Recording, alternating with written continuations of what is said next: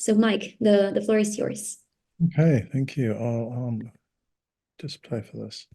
Yeah, well, thanks everyone for having me. I know that Belinda's mentioned this group off and on, as we've sort of discussed. I as head of department, I barely ever make it into Brighton and Sussex because I live in London, but we do talk about things, but usually not anything other than papers and coffee and various other things that we talk about. So um, when I guess Belinda approached me about sort of like, what can you talk about in terms of research and authenticity? I sort of thought, well, it's kind of an interesting question because I guess over the last few years with the projects that I've been doing and have been coming out, I've always sort of framed things around aspects of authenticity, and those things have always been kind of removed by reviewers. So reviewers have always said, "Hey, like there's too many constructs here, and you could get rid of you could get rid of deceleration, or you could get rid of authenticity."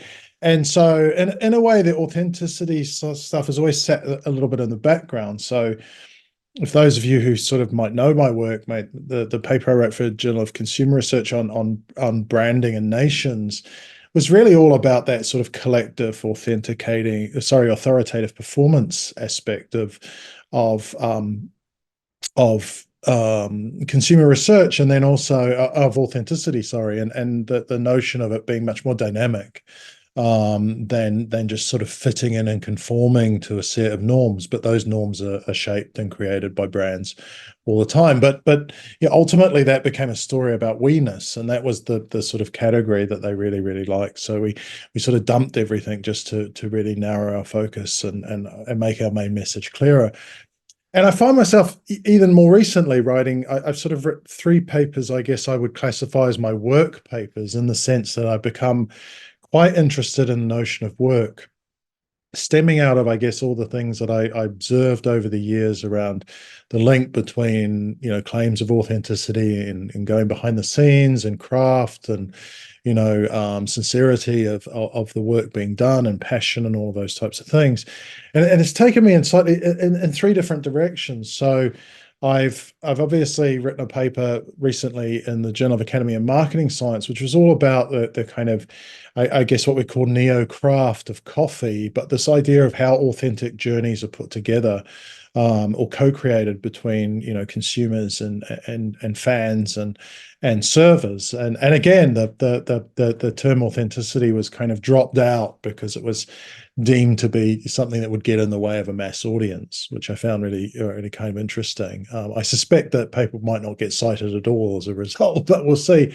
Hope Shell was the AE, so she's much smarter and nicer than me, so she'll know that practical aspect. And then my most recent paper in the Journal of Consumer Research around the analog revival, again, draws on this idea of serious leisure, which is all about restoring authenticity to the self, right? So that we are alienated through our employment, and then we obviously, engage in serious leisure, outside of the workplace to restore a sense of lost authenticity. And our argument was to flip that and to say, well, actually, that occurs in consumption as well, and that ultimately, what people are doing is engaging in an act of self-authentication through consumer work. But the reviewers love the consumer work idea and said, you don't need all that authenticity stuff. So it brings me to this paper, which, by way of long introduction, was a paper actually about where authenticity is sort of, part and parcel of the story, and it was an accepted part of the story, around this idea of emotional labor in digital personal branding. And of course, the part in which authenticity comes into it is, of course, that influencers ultimately are selling their authenticity. I mean, the reason that brands engage with these influencers is because they see them as some sort of slightly uncontrollable or less controllable way of reaching an audience indirectly. Through linking their products and their services within a supposed sort of authentic lifestyle, which we'll unpack. And it came about. I used to be a visitor of I used to be an adjunct professor at Copenhagen Business School, and I got talking to the brand folks there, which is a group set up and run by Richard Gyrd-Jones and Anna-Bertha Christensen, and Anna kind of talked about her paper, and I said it's a really fascinating paper, but she had just so many constructs going through there. She was talking about governmentality and authenticity and personal branding, and I said you just got to really slim this down, because there's this fascinating story and data in here, but we've got to work out what it's about. And it seems to me, it reminds me a lot of Hochschild's work around the managed heart and emotional labor. And I wonder if it's worth revisiting that, which is, of course, what we actually did. So the paper starts, I guess, with an example of Fee Lawson. I'm not sure how you say her name, but obviously Anna-Bertha, this is her PhD project. So I was sort of brought in to help write up the paper with her along the way, and Richard was her main supervisor. And we've been doing that for the last, I guess, 4 years, I guess, in various forms. But what was really interesting is this is a classic type of story of these types of influences. So pretty much kind of everyday folks who buy into this idea that influences is a way to, I guess, emancipate yourself from work. You can effectively live your true authentic life and get rewarded for it. So it's kind of part of a whole, I guess, neoliberal logic of becoming an entrepreneur. All right, and therefore having lots of agency, and therefore, of course, you're in control of your work and so on and so forth, which fits in a whole long debate about labor versus work, which I won't get into. All right, so Holridge, kind of interesting position where that kind of set the scene, where ultimately she sort of posted to her followers that she was going to commit suicide, which ironically generated more kind of engagement and likes and content, all right, as you can imagine in the way these algorithms work now, than lots of other things. And I guess that captures the kind of nature of what we find here, that there's this kind of immense promise of kind of authentic work, being true to yourself, expressing the real self, but you're put really in a massive cage where, in fact, the true authentic feelings become the kind of resources in which you build your brand. But it then leads you down a rabbit hole in it, so to speak, of ultimately having to project more and more of your truer, what we would call inner thoughts or private aspects, into an audience to actually sustain engagement, which in itself becomes a source of sort of alienation over time. So we had a look at influencer marketing as a form of work. So obviously this is org studies. For those of you in marketing, I guess, which I know some of you are, you're thinking, why is that new? Well, for the org studies folks, influencer marketing is a new kind of form of work. They wanted to hear about what this type of work was, how it was sort of set up, what's involved. So we had to explain that in the paper. And we wanted to look at this idea of transmutation, which is effectively something from Hochschild's work on emotional labor. This idea where you actually use the inner self and all of the inner thoughts and feelings, as in effect, as a form of emotional labor. You don't suppress it any longer, which, if you're familiar with that line of work, you would know that typically, historically, the managed heart like metaphor is that we kind of restrain our true self, and we perform in a way that makes us, I guess, appear to be much more interested in customers than we really are. And so when we looked at emotional labor, we found that there's a whole, I guess, debate within emotional labor about where the sort of line sits, all right, between what's the performative part and what's the true part. And is this whole idea of the managed heart really a useful metaphor, because everything is sort of stage managed in a sense? So is it that there's kind of false lines being drawn? And we thought that digital labor was kind of a really interesting way of looking at that, because you're always on. It is hard to pick out where kind of the private self and the employed self, or the sort of worker self, actually fits. And there's a whole lot of debates around exploitation and burnout and all those types of things that exist within here. So this is transmutation.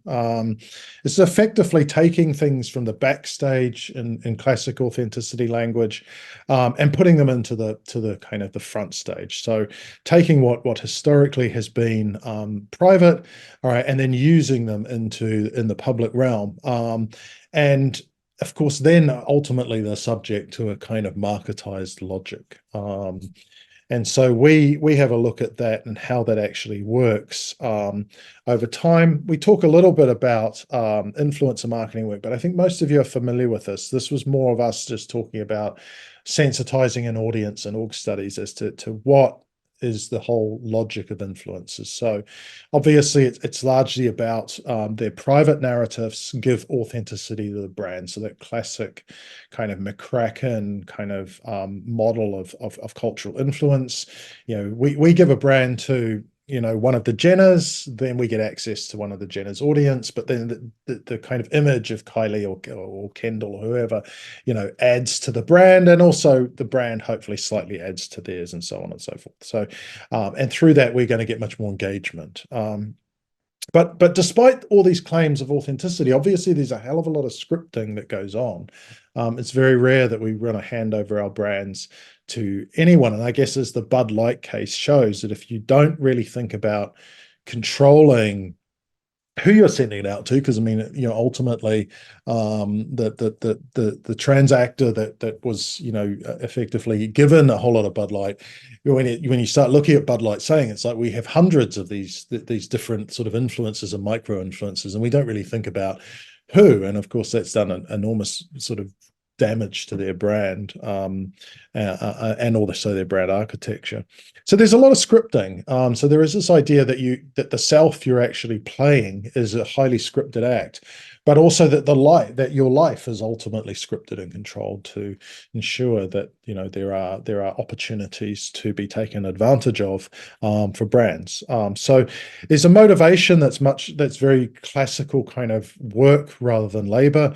So it's all about an sort of authentic, agentic lifestyle, this sort of entrepreneurial self, but ultimately also subject to a whole range of, rules and structures that come from a marketized logic. Something that most of us who are in the CCT realm will kind of understand as a classic agency structure problem. All right, this is the study. This is essentially what Anna did with her field work. So she got some amazing access effectively to most of the top influencers in Denmark behind the scenes, but also with their agents. She shadowed them. She interviewed them. She watched a whole range of different media aspects around social media influencers and so on and so forth. So really kind of rich data set. And what we kind of found is that there's kind of two kind of broad processes going on. So there's this kind of notion of sort of emancipation versus exploitation going on.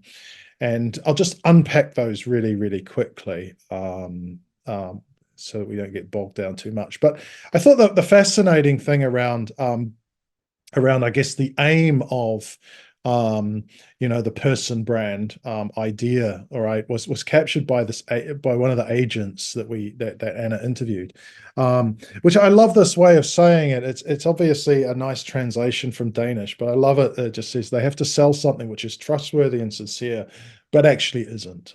So I've really, in many ways, never seen the kind of marketization of authenticity so well, in a sense, as that, and so almost so cynically as well. But I think they were probably pretty straight up with that. But we know a number of practices that are really about how do you emancipate the person brand. And we found there were three. There's a systemization,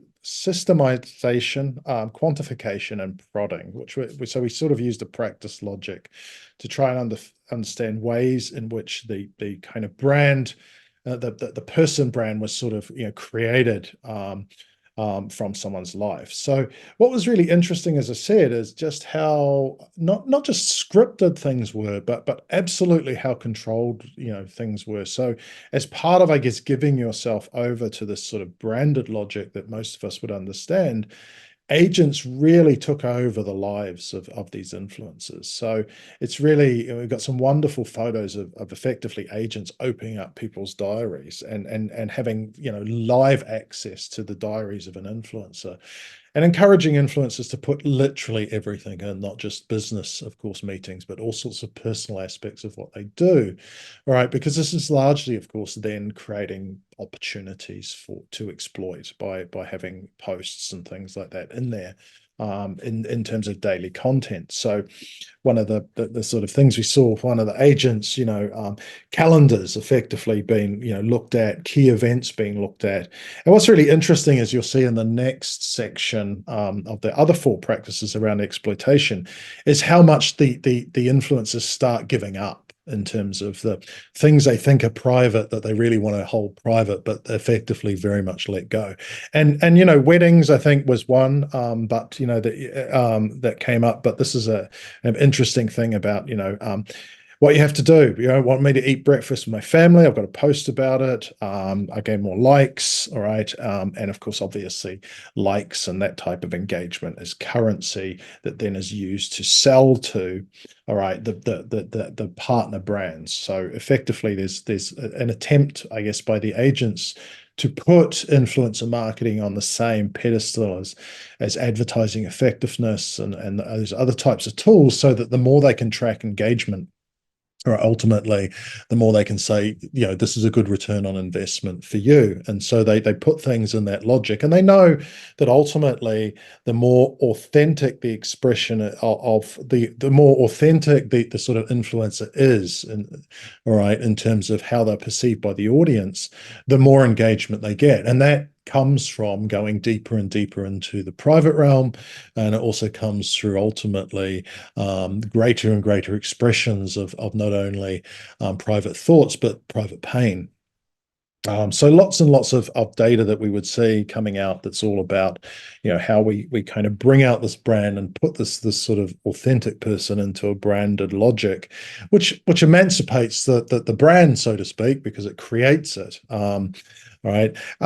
Already, I mean, you start to see within this process, it's not, a clean cut. This sort of, logic does, of course, start to annoy the influencers a little bit. And so there's a whole range of different practices that people use to effectively just keep people on track. And so even when influencers kind of get a bit annoyed about, requests that aren't okay on that, they use all of these, things that we've seen earlier, like systematization, scripting, and so on, to say, well, you did sign off on this. You did sort of say you'd do this. And ultimately they start to come to realize, in a sense, that, well, yeah, I guess actually I did, I suppose, and that's a good thing. So that they're in a sense of, and that's where, of course, I guess Anna's interest in governmentality came from, that whole idea of just absorbing these governing structures to the point that you don't really need to them. But you effectively see through these 3 practices the ways in which this person ultimately becomes a sort of person brand, in a sense. That's all kind of good. I mean, that gets the person ready to generate more and more engagement. When Anna took this off to EGOS, and I can't remember which EGOS it was, it wasn't one I went to, I don't think. But they took it off to EGOS, and people really loved it. And someone in the audience said, you should call this Hotel California after the only song the Eagles ever did that was remotely listenable. I'm very much with Lebowski here. I don't like the Eagles, as friends of mine were saying. I was just like, oh no, there's no way we can call this paper after an Eagles song. And we did. We submitted it in there. And we had all the headings where I twisted around, like, Eagles tracks. I think the next section I'd said you can't check out at all. You can't check out when you want, and you can never really leave, and things like that. And the reviewers absolutely hated it. It was great. So they told us to strip it all out. No mention of the Eagles. It's just confusing. We don't like it, and it doesn't really work. I was like, brilliant. So reviewers sometimes, I think that may have been reviewer C, or reviewer B. But sometimes they really do get things right. And so that was quite a good one. But you do see that at some point over time, obviously, there's this tension now between the benefits of becoming the brand, which is you live a lifestyle that for many of these influencers, that are probably, largely, I would say, working class Danes. They're not superstars. They're not, the Jenners, for example. They have probably more control over what they can and can release. These are people that for them it is a real job, and it's probably a much better job that they could have ever imagined or aspired to, had they, given their sort of educational background, their class backgrounds, and what their expectations and aspirations would have been earlier. So they do have an amazing lifestyle. They get the stuff sent to them, they get money, they get all sorts of benefits. But then they also obviously realize that this is coming as a bit of a price. There is a kind of Hotel California aspect to this, which is you can't really ever check out, right? So every time I make an advert, everything, what do I actually am giving up? I'm just giving up a little bit more every time. And this is very much what we found was going on through what was going on. And we'll show you that with the other practices. So there's one of them was a kind of constant attempt to sort of reassert some boundaries between what was available externally and on the website that was for branded content and what was effectively private. And what was really fascinating was the sheer futility of this. That they were never really able to reassert those boundaries, but they constantly tried to do this. So they suddenly realized that everything that was much more private got a lot more attention, right? And as you'll see, the more painful, frustrating stuff, if you know how many of these algorithms work, the more extreme content gets pushed to the top of the list, right? So, so I don't really want, to do all of this stuff. I don't want it to feel like, I'm just doing this for the money, because I'm not. But then I also kind of know that this stuff actually does bring in the money. So, Caitlin was a really great informant. As you're saying, it's like, I don't want to put it on if I want to show pictures of my boyfriend on the blog. I mean, the boyfriend's not particularly happy about that. So I don't want to have to write a fight. Of course, she did write that they had a fight, because that brought on a lot more attention and engagement, which then creates real world problems for her and her partner. So followers want more. I have to give more and more. And so again, this kind of notion of, you're kind of where's the authentic self sort of going to in this place? Pain was kind of, this was very sad. I remember when I what first intrigued me about this paper is I've never had a very strong, positive opinion about influencers, which is silly because, of course, I follow all sorts of influencers of friends in various communities around analog and stuff like that are influencers. They're micro influencers, but they're influencers. But I guess the general stereotypical view of an influencer who wants something for nothing is, well, that's the view that I usually hold, right? And this is where I started to kind of have some genuine sympathy for these people. Is that, ultimately, of course, real emotions, of course, are more authentic for followers.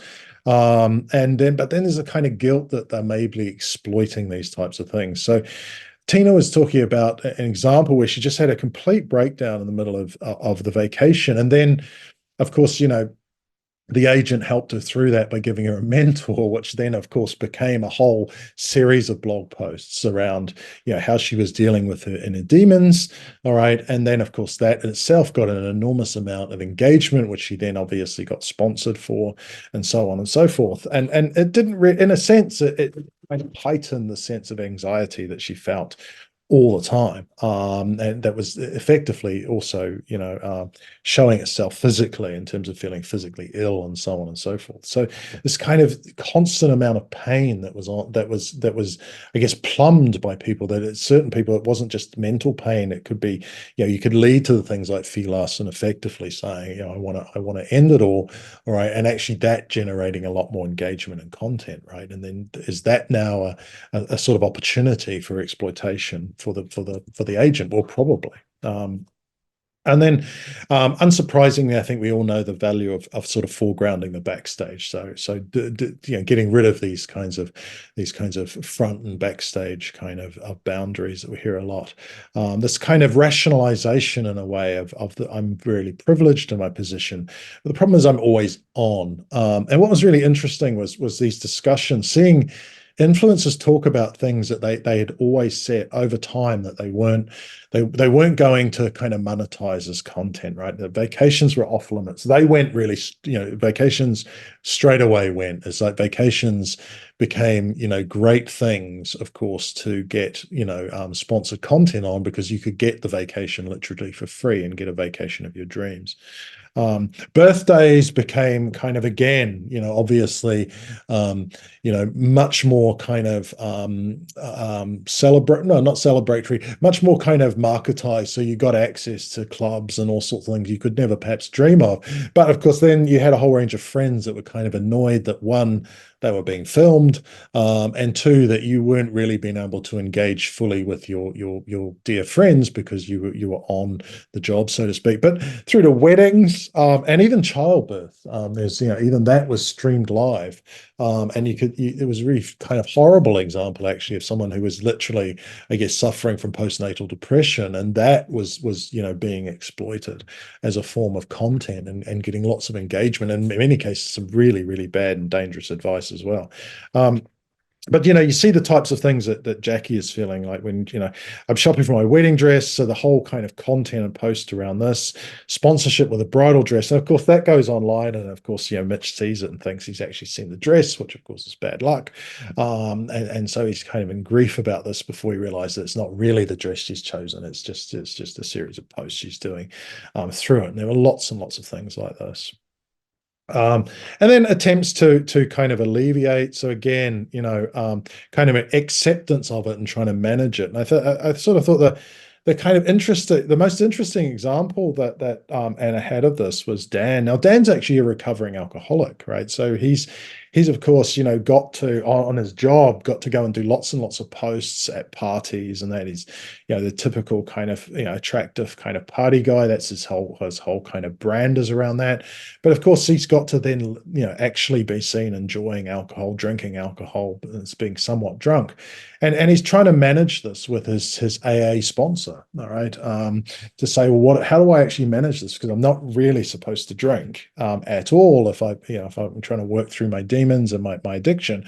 And on the other hand, drinking alcohol, as we know, it kind of makes you less shy. It makes me more engaging, more on brand. People like it. So how do I do it? And ultimately, he does it by drinking and saying, I can perform, for the role, and then somehow I've got to manage it. So it is a sense of there is a sense I can understand why the Hotel California metaphor was kind of liked, and so on, and this constant tension between creating authentic content, which meant more private, albeit often highly scripted, but also more painful content, to show and then to deal with these inner demons, all right, to effectively, of course, ensure that all of that emancipation logic was working for you, and you were continuing to build your brand equity, so to speak. So, I mean, contributions, we talk about this kind of breakdown between private and public, that there really isn't a boundary now in some forms of work. And that I think people in all studies are right to question the managed heart kind of metaphor.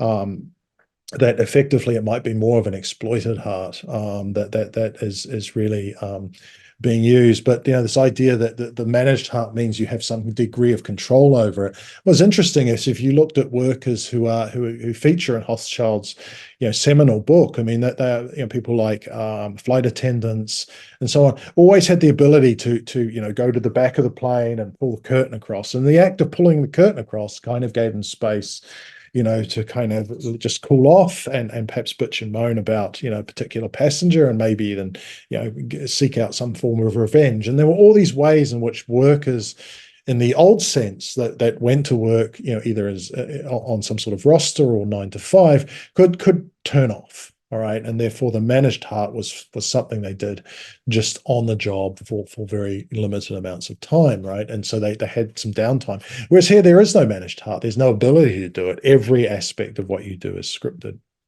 I've always played with this idea of the dark side of authenticity work. And I did once have a PhD project on the dark side of self-authentication, which never the student they finished and they went on and did the rest of the thing, live the rest of their life. Those weren't into writing that up, but some of the data was really fascinating about that. I know there's always people like the dark side of stuff, but I'm not sure that reviewers really love it because it sort of takes you into that normative realm a little bit. But yeah, self-exploitation seems to be central to this whole story, right? And it sort of also it comes from these sorts of overlapping authenticities, this desire for sort of to be the self, the conformity with a marketized system, and obviously the consistency of being on brand. All of these different logics, the interplay between them is really, really interesting. What happens, I guess, is because obviously I've got my managerial heart in, and I write a textbook, but it strikes me as where do they go to next with this sort of what authenticity is for influencer work or content, given that you can imagine that the backstage very easily can become a point of parity. So all of us can open up our private lives fairly easily. We all have birthdays, we all have vacations, we all have arguments with our partners. We all fall in and out of love and so on and so forth. So ultimately, I mean, where do you go to next? Do we heighten up and in fact lead to some really dangerous scenarios for individuals? Is this ultimately, I think, as a point out, can you ever check out? Probably not, and you probably can't leave unless you ultimately give up all the riches that come with all of that. So I hope that's been of interest.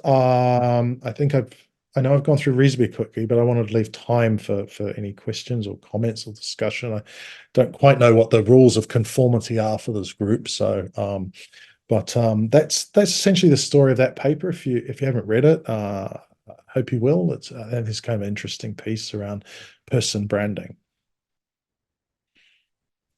Thank you, Mike. That's very interesting indeed. I don't know if someone has any questions. I do have one, but I'll leave it for later. Anyone? I wondered, and this is really interesting. I was with mommy bloggers, right? So when they exploit sort of this self-exploitation, but like family exploitation. Yeah. I'm just curious your thoughts, because I was thinking about how morally we're really against mommy bloggers that exploit their children. But then I was thinking about self-exploitation and what's the, like, are you completely entitled to exploit yourself? Like, we know that we shouldn't exploit our children, but are you allowed to just, like, I don't know if there's sort of, in terms of the morality of exploitation, it's really bad to exploit somebody else. But when do you get a sense of the line when it becomes immoral to even exploit yourself, I guess, if that makes sense? Yeah, well, I mean, I guess what I would say with this, because we played around with a lot of metaphors. Yanni Gabriel, my former colleague at Bath, has written a really nice piece about the glass cage, and it was the glass cage versus the glass something else. And again, it gives you a sense that there isn't morality involves issues of choice, right? Whereas I don't know that the system that's set up for these people to access all the benefits that flow from being a brand, in a way, rules out choice. It means that authoritative performance demands that you not only exploit yourself, but as a mummy blobber, you probably start exploiting your children. There's probably a line somewhere on those blogs potentially where you might go too far. I think of something I wrote in the second edition of the textbook, the Kat Von D example of, I'm not going to, vaccinate my children, and that really, like, almost killing her brand, the backlash out of that, as a result, in terms of being the line that just was one that, wasn't to be crossed, at least pre-COVID. I mean, who knows what would be the case now. And so, but yeah, it's more a case less of, you can make moral judgments within this, but I don't think that you would. I think the nature of what's going to drive engagement from your followers, which gives you the value as a brand would demand more exploitation across the board. Yeah, that's interesting. Yeah. I'm just, this is a random, curious question. Like, let's imagine a mommy blogger is pregnant and she doesn't have the baby yet. Is it completely, I guess, at what point does a new agent get introduced into the equation? So would she be completely fine to just blog away all her feelings about being pregnant? But when the baby's born, somehow there has to be some regulation as to what she can say or do, because now there's this other, sort of, she can mine her pre-depression, but like post, then there's something about this new life that changes the rules. I don't know if there's thoughts on that. Yeah, I mean, not having kids and definitely not being a mummy. I can't. I mean, I have no context to really say. I mean, I guess, I mean, I think that's, yeah. I mean, I mean, that's effectively what some of the influencers who were having children were doing. That there was kind of a notion of, well, this is private, and definitely family and friends did not want them to be speaking about these things. So people that were, experiencing depression, family, arguments, and that did not want them to blog about this content, and yet they kept doing it. They just kept doing it.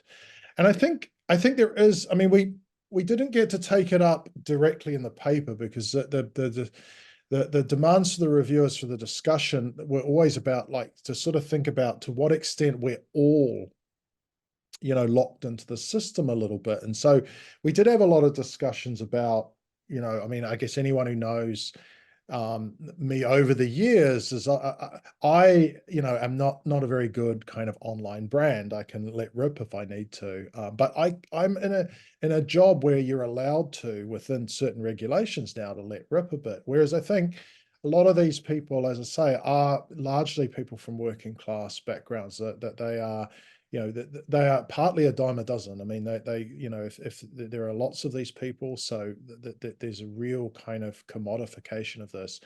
And so I think their feeling would be that they can't, really get off the treadmill. And so that if they were asked to, think about, what content they could do around their, having a baby, that would be seen as, potential gold mine for their fans, and therefore gold mine for, brands to link in with that, and that they should really, do it. I mean, there's obviously a degree of consideredness that goes into how things are presented in that, but it's still, ultimately exploitation. That they choose to do it, or at that point are they just locked into it, and that, they don't really have any other choices, because particularly if they maybe let the cat out of the bag that they are pregnant, their influences are probably, their audience is probably waiting. Whereas I wonder with a lot of mummy bloggers, whether they more of a middle class scenario where maybe they can sort of check out, or have some control over that. If you know that the true, I guess, genuine big name stars like Beyonce and, a lot of the actors, Brad Pitt, and that they have these now sort of more authentic, you can sort of subscribe to the authentic Instagram channel, where it's like a much smaller audience, where they give you more behind the scenes stuff that's kind of equally as contrived as what they do, but it doesn't appear to be as contrived, so they're able to sort of delineate and turn down things because of their sheer, market power. But I don't think these people are. Interesting. Thank you. Yeah, the class issue is very interesting to overlay on these issues, because, yeah. All right. Next person. Yeah. I was letting anybody else go. Yeah. Hi, Michael. Thank you for such an interesting talk. I am also working on a dissertation on social media content creators, so this came across as really interesting. I'm at University of Michigan, joint degree between sociology and business school. Yeah, my question was, part of what I'm thinking when I'm seeing these people is that sometimes I feel their pain personally. So I feel like self-branding definitely is, like, these people are definitely the extreme case of people who are having to submit themselves to the ideal of self-branding and all of that. But I do feel like it's now just a part of the contemporary work life to a certain degree, even for academics, the entire pressure on LinkedIn to be building your brand and promoting yourself and communicating who you are. So I was curious to what degree you see this as sort of like the observations that you were having about these people are just quantitatively more in these people's lives versus do you think there's a qualitative jump that happens when you sort of make your life your thing? Yeah, I mean, that's a really fascinating question. I think, I mean, it's really interesting because when the paper came back, they were the first round, they were super positive. I mean, they always said, oh, we almost said accept, but then we decided not to. And you were like, oh, yeah, great, But then there were some traps in there that I tried to say to people, like, they've given us some kind of big questions to answer, kind of like what you're asking, which is this something that we're all about, and we could make less of a kind of, contribution to something like emotional labor, and then talk more broadly about as a sort of social pressure. And I think Richard and Anna in particular got caught between that. And the second time they were kind of like, the reviewers were slightly less happy, and we had to really like rethink how we go about it. But in that process, they got a lot more specific, which is quite good. But I think these are very successful influencers in Denmark. So these are people that this is their job. They don't have a job outside of this. This is really their thing, right? So I think there is a difference between those of us who are still in, those of us like myself who are like obviously a tenured professor, I get away with a lot, as reading about a colleague really rubbishing the whole idea of authentic leadership as you don't want to be authentic because you end up like me, you speak your mind, and then, it doesn't really always go down well, particularly in the UK, even when you're asked to speak your mind. But, I can do that. I can do certain things where, yes, at some point, the dean might tap me on the shoulder and say, Mike, that was a bit strong. But I think if you were not in that position, you're obviously much more worried about the type of content that you might curate, right?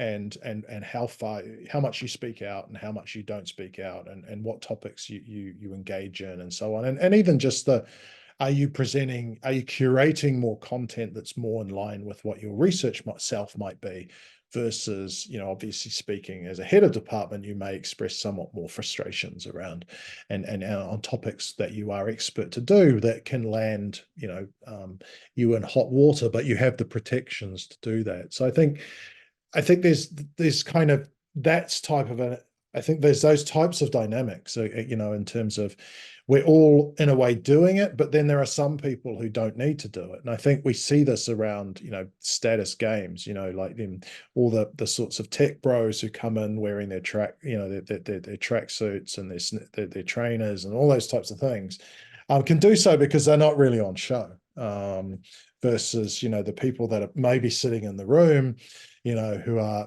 much more,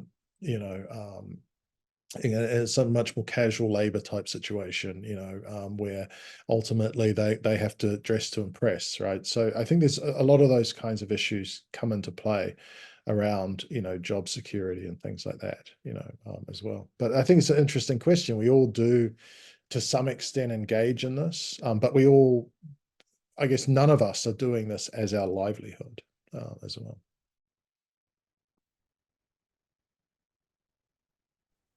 I have a question, Michael. Sorry, I've forgotten. I always forget how to raise my hand in Zoom. That's even though okay, it's okay. years now. One thing I was struck with thinking about these influencers like expressing themselves is they're sort of expressing themselves into like a black void, which is their followers. And I wonder if part of the dissonance that they're experiencing is because they're actually lacking like the genuine social connection. Like if I was telling Rosanna about a fight with my boyfriend, she'd be like, oh, that's so sad. There would be some like give and take that I feel like the influencers don't have. It's always like this expression out into nothingness. And the followers feel like they know the influencer really well, but of course they don't. And the influencer realizes like, I have no idea who you are, this like massive faceless followers.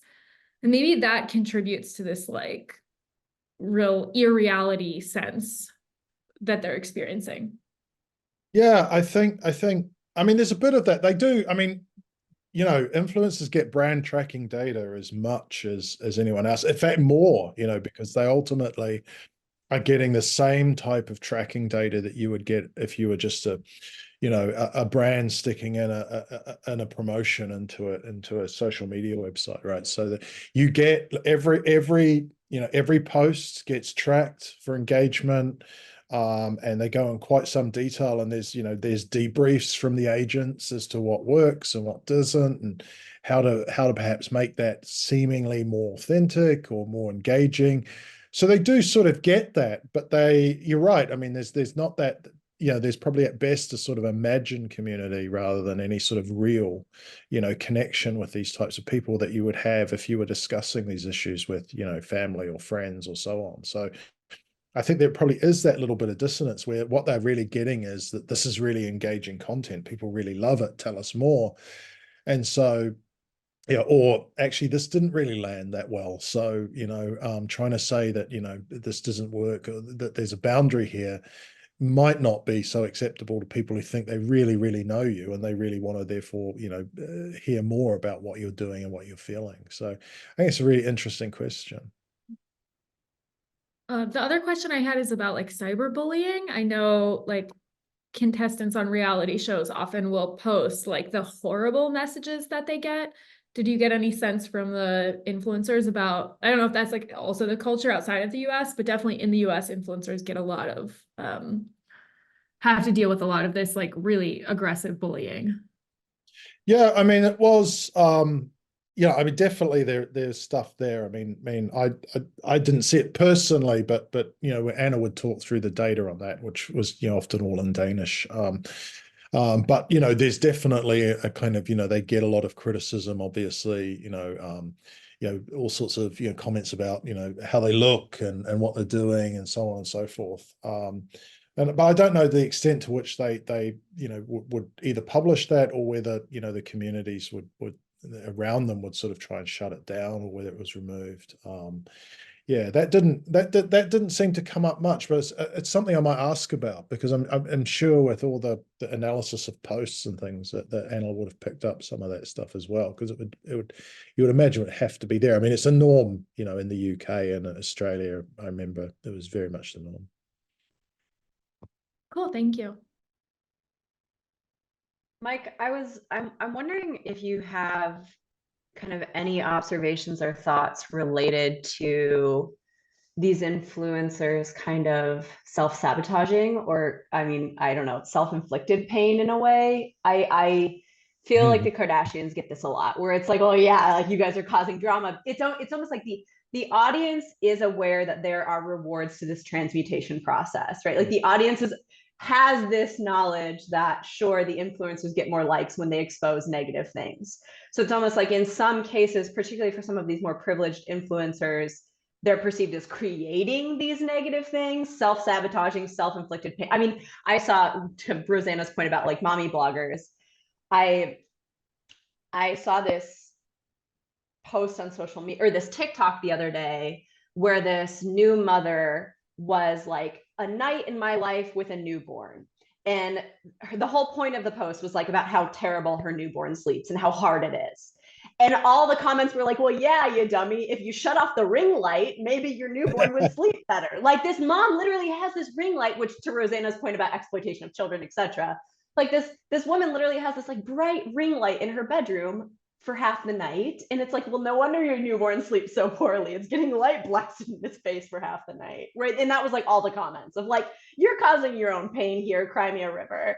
And so anyway, that's a long diatribe about the idea of, now that they know that they're rewarded for exposing these more difficult aspects of their life, do you feel like in a way they feel pressured to create difficulty when there maybe isn't difficulty? Or is there any self-sabotaging seeming to happen in some cases? Yeah.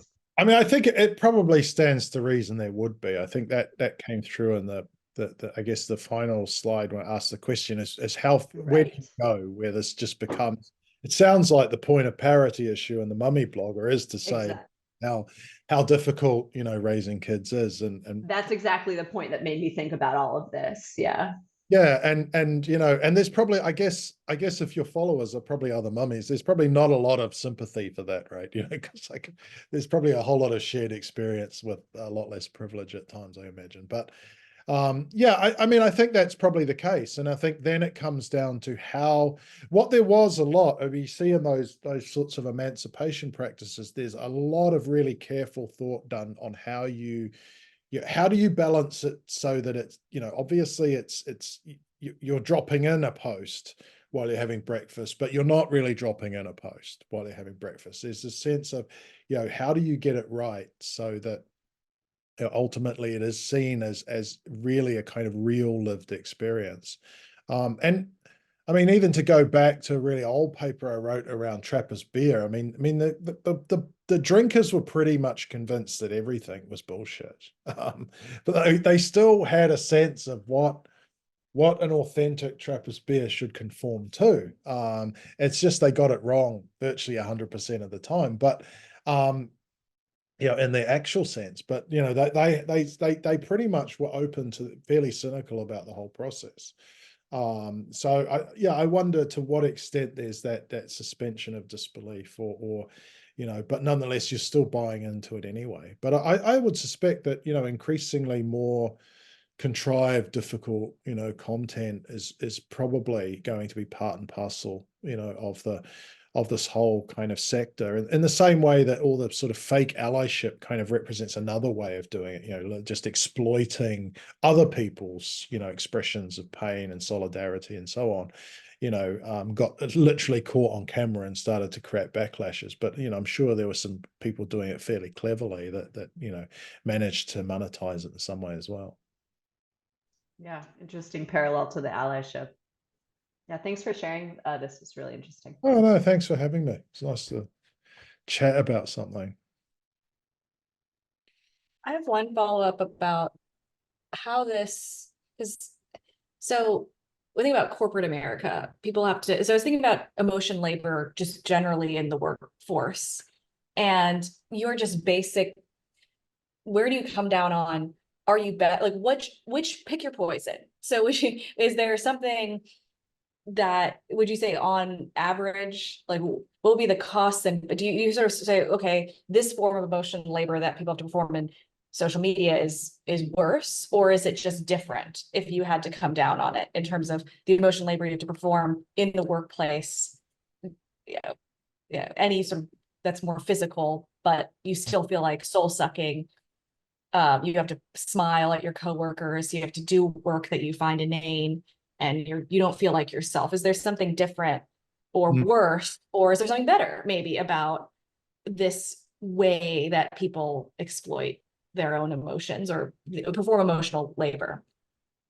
Yeah, I mean, I think there's and I don't know if it's better, it's more, there's different degrees of intensity, but then there are also degrees of reward. I mean, Hochschild is largely talking about, effectively working class service jobs, or, I don't know whether, being, a flight attendant is working class or not. I mean, in the States, because I know the pay and protections are much less than, what used to exist in New Zealand, for example, when my dad was five in New Zealand. So, these types of, slightly precarious or highly precarious service jobs where, the kind of the emotional labor was really, really critical to ultimately keeping that job, and that desire to keep customers happy, no matter how badly they might behave.